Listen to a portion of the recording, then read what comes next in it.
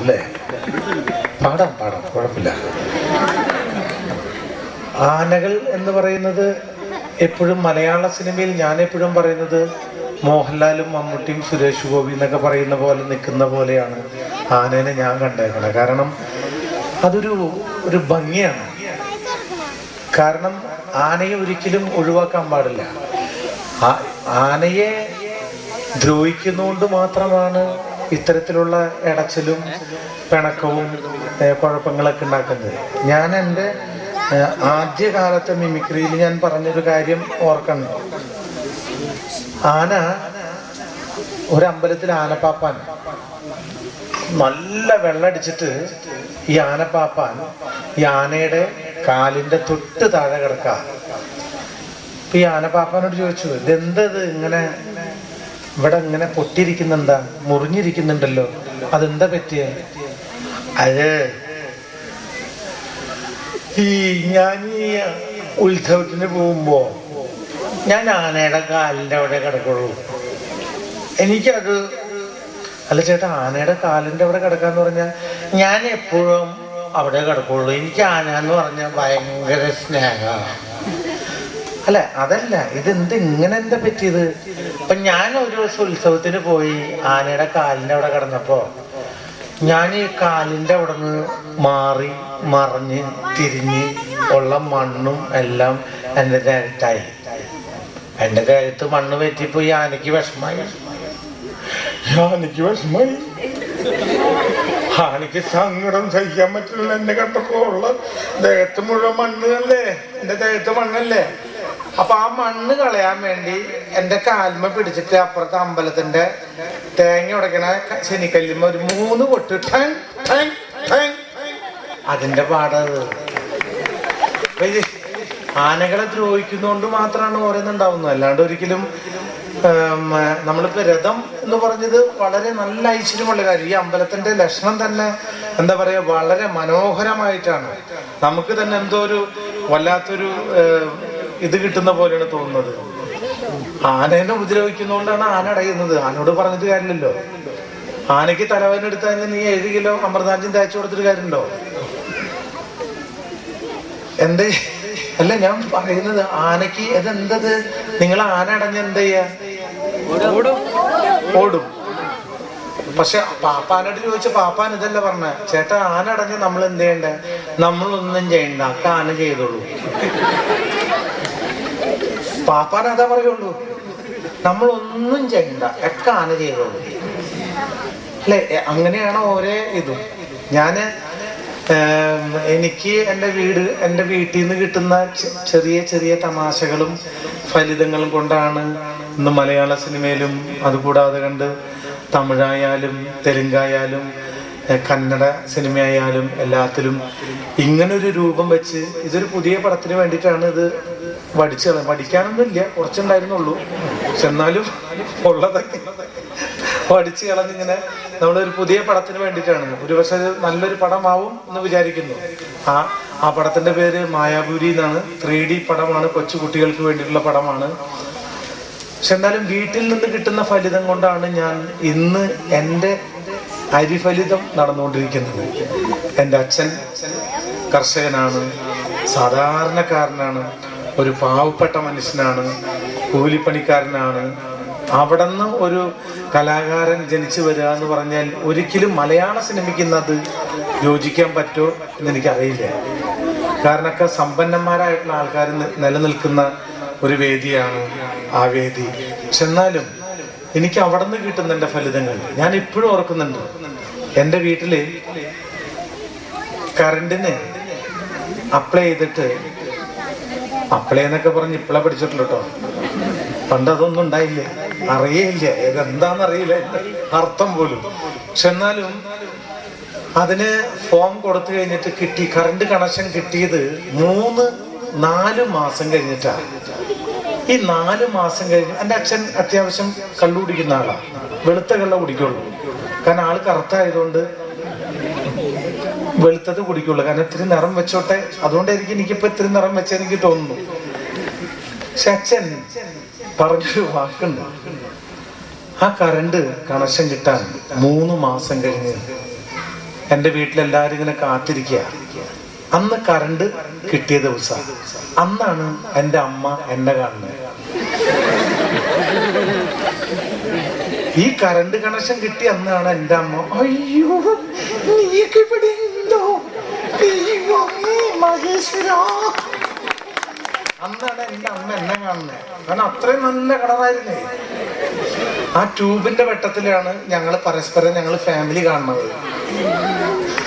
അപ്പൊ ആ കണക്ഷൻ കിട്ടിയ സമയത്ത് വേട്ടാവളി എന്ന് പറയും നമ്മുടെ നാട്ടിലൊക്കെ, മണ്ണുകൊണ്ട് കൂട് കൂട്ടും. എന്നേക്കാൾ നല്ല കലാകാരനാണ് എൻ്റെ അനുജൻ. അതിന്റെ ഒരു ഈർക്കിൽ എടുത്തിട്ട് ഈ പ്ലഗിന്റെ ഉള്ളിൽ കൊണ്ടുപോയി കുത്തിയപ്പോ ഇത് ഒടിഞ്ഞു പോയി. അച്ഛൻ പറഞ്ഞു, മാറിക്കടാ, ഇതിനൊക്കെ കുറച്ച് വിവരം വേണം, അല്ലാതെ വൃത്തിയാവുള്ളൂ. അപ്പൊ അന്നാണ് കറണ്ട് കണക്ഷൻ കിട്ടിയേക്കണ കേട്ടോ. ഈ പ്ലഗിന്റെ തൊട്ട് താഴെ ഒരു ആണി ഇരിക്കണ്ടായി. അന്നാ കറണ്ട് കണക്ഷൻ കിട്ടിയേക്കണേ. ആ ആണി എടുത്ത് അച്ഛൻ നേരെ ഈ പ്ലഗിന്റെ ഉള്ളിൽ കൊണ്ടുപോയി കുത്തി നേരെ മുറ്റത്തേക്ക് തെറിച്ചു വിടും. ആ മുറ്റത്ത് കിടന്നിട്ട് അച്ഛൻ ചെമ്മീനിലെ ശീല കിടക്കണ മാതിരി കിടക്കണേ. ഇങ്ങനെ കിടന്നിട്ട് അച്ഛൻ പറയാ, രാമകൃഷ്ണു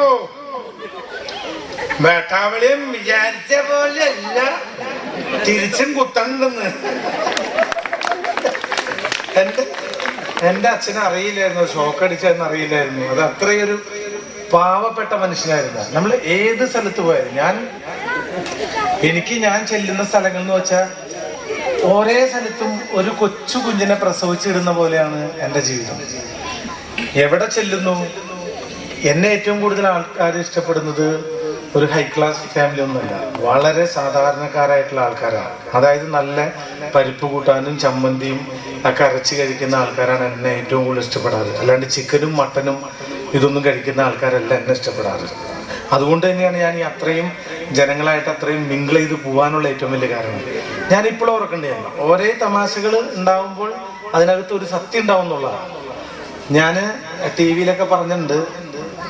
ഞാനിവിടെ ഏറ്റവും ആദ്യം പറയേണ്ടത് ഇവിടുത്തെ അമ്പല ഭാരവാഹികൾക്കും പിന്നെ അതുകൂടാണ്ടുള്ള എല്ലാവർക്കും അസ്സലാം അലൈക്കും എന്ന് ഞാൻ വരെ പറയും ഞാൻ. കാരണം ഒരു പ്രോഗ്രാമിന് ഞാൻ ദുബായിൽ പോയപ്പോൾ നമ്മുടെ നാദിർഷയുടെ ഭാര്യ, നമ്മുടെ നടൻ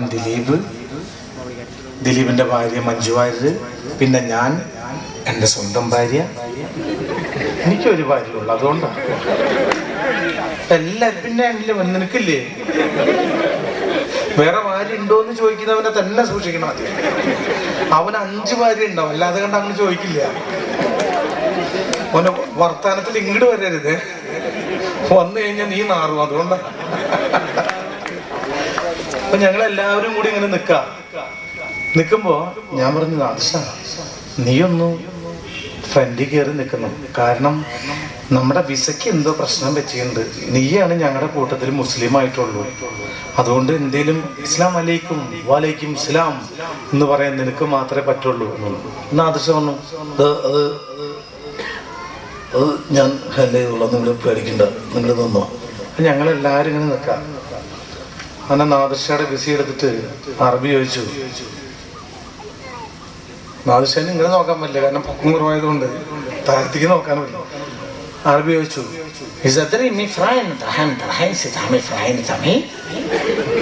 അപ്പൊ നാദിർഷ പറഞ്ഞു, ഇതിനും മുമ്പ് അങ്ങനെ ഉണ്ടായിട്ടുണ്ടെന്ന്. എന്തുണ്ടാവുന്നത്? ഇതിനു മുമ്പ് അങ്ങനെ ഉണ്ടായിട്ടുണ്ടെന്ന്. അപ്പൊ നാദിർഷയോട് അറബി പറഞ്ഞു, അവനെ പിടിച്ച് മാറ്റി നിർത്താൻ പറഞ്ഞു. ഞാൻ തമാശയായിട്ടോ പറയുന്ന കേട്ടോ. അങ്ങനെ അവനെ മാറ്റി നിർത്തി. അങ്ങനെ ദിലീപിന്റെ വിസ എടുത്തിട്ട് അറബി ചോദിച്ചു. ദിലീപ് പറഞ്ഞു, അതേപോലെ എനിക്കും നേരത്തെ ഇങ്ങനെ ഒരു ഇതുണ്ടായിട്ടുണ്ട്. അവനറിയില്ല. ഇത് കഴിഞ്ഞ് എന്നെ കണ്ടപ്പോഴേ ഈ അറബിക്ക് ഒരു കള്ളലക്ഷണം ഫീൽ ചെയ്യുന്നുണ്ടാവും. ഞാൻ എന്ത് ചെയ്യാൻ പറ്റും? എൻ്റെ അച്ഛൻ അങ്ങനത്തെ രൂപ, അല്ലാണ്ട് എനിക്ക് വേറെ രൂപത്തിലാവാൻ പറ്റുമോ? എന്നെ കണ്ടപ്പോ ഈ അറബി അടി മുതൽ മോള് വരെ നോക്കിട്ട് വെച്ചു.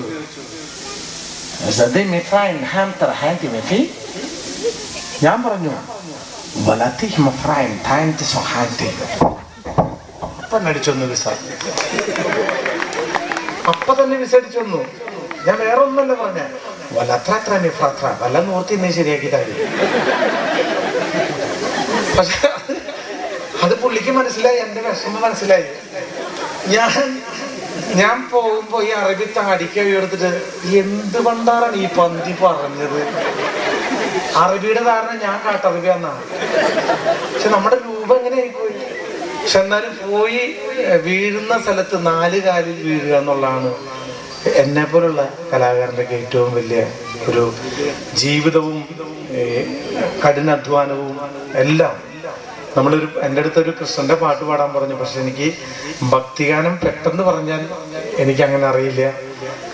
എന്തായാലും കൃഷ്ണനെ മനസ്സിൽ ധ്യാനിച്ചുകൊണ്ട് കൃഷ്ണ കൃഷ്ണ മുകുന്ദ ജനാർദ്ദനാം കൃഷ്ണ ഗോവിന്ദ നാരായണ ഹരേ, അത്രമാത്രം ഞാൻ പാടുന്നുള്ളൂ. എന്തായാലും ഇവിടെ നിന്ന് പരിപാടിക്ക് ക്ഷണിച്ചതിൽ 1000 നന്ദിയുണ്ട്. പ്രത്യേകിച്ച് എൻ്റെ പൊന്നു സാറിന് 1000 നന്ദിയുണ്ട്. അതിന് ക്ഷണിച്ച എൻ്റെ സ്വന്തം സഹോദരൻ സാബുവിനും നന്ദിയുണ്ട്. പാടാം. ഈ പാട്ട് ഞാൻ പാടും, എൻ്റെ കൂടെ എല്ലാരും പാടും. പാടൂല്ലേ? ഓടണ്ട ഓമന പൂമുഖം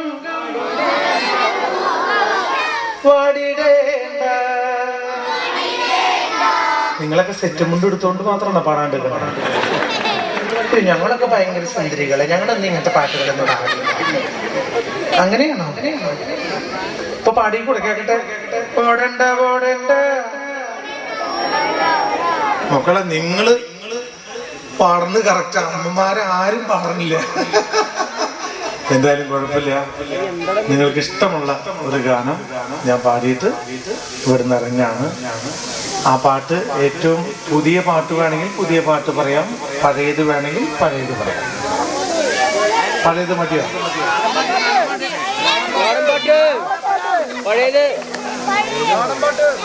ഓടപ്പഴം പോലൊരു പെണ്ണിന് വേണ്ടി ഞാൻ